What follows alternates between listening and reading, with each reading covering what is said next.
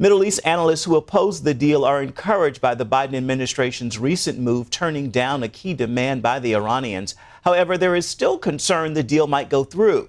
As Chris Mitchell reports, they fear it could lead to a nuclear arms race in the Middle East.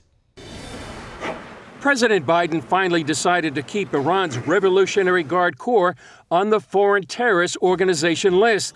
Iran had asked the U.S. to remove the IRGC from the list, and it's been the sticking point holding up the nuclear agreement for weeks. The IRGC has American blood on its hands, and there's no good reason for the United States to even consider lifting this FTO designation. Middle East expert Eli Kohanim says there has been bipartisan support on Capitol Hill to keep that designation in place. You're hearing from many, both Democrat and Republican members of Congress, who have voiced their concern to the Biden administration that there's no good reason to lift that FTO designation. Even if that stipulation remains and the deal is signed, concern is growing that it will pave the way to nuclear proliferation in the Middle East. The Saudis already have agreements with the Pakistanis. They funded the Pakistani nuclear project, and they are ready to procure nuclear weapons the moment this agreement is signed, and they understand that Iran is moving towards nuclear capabilities. So what we will see is proliferation of nuclear capabilities all over the Middle East. Avivi also told CBN News the agreement would have global implications. This is not talking about threat in the Middle East. This is a whole new globe. It's a whole new world. It's a threat for humanity.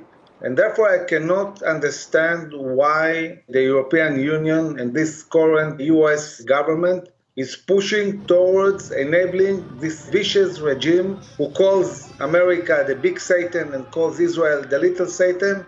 Let them have nuclear capabilities.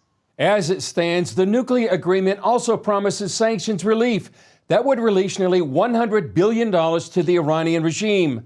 Avivi and others believe the money would not only fund Iranian partners in the region, like Hezbollah and others, it could also reach allies closer to the U.S., like Venezuela, which Avivi calls Iran's Cuba. Chris Mitchell, CBN News, Jerusalem. Situation we shall continue to watch. Gordon? And we need to continue to pray for it. I'm glad that the administration is finally waking up, that Iran's never going to be our friend. They do view us as the great Satan, Israel, the little Satan. We need to take them at their word.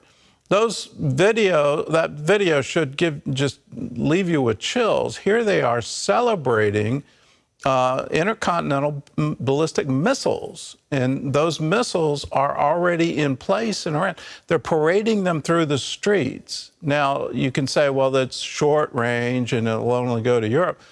At some point in time, they're going to get one that can come here. Why in the world would we ever let them get a nuclear bomb that they can put on one of those missiles? We should take them at their word. They want to destroy us. They want to destroy Israel. Let us not let them have the weapons to do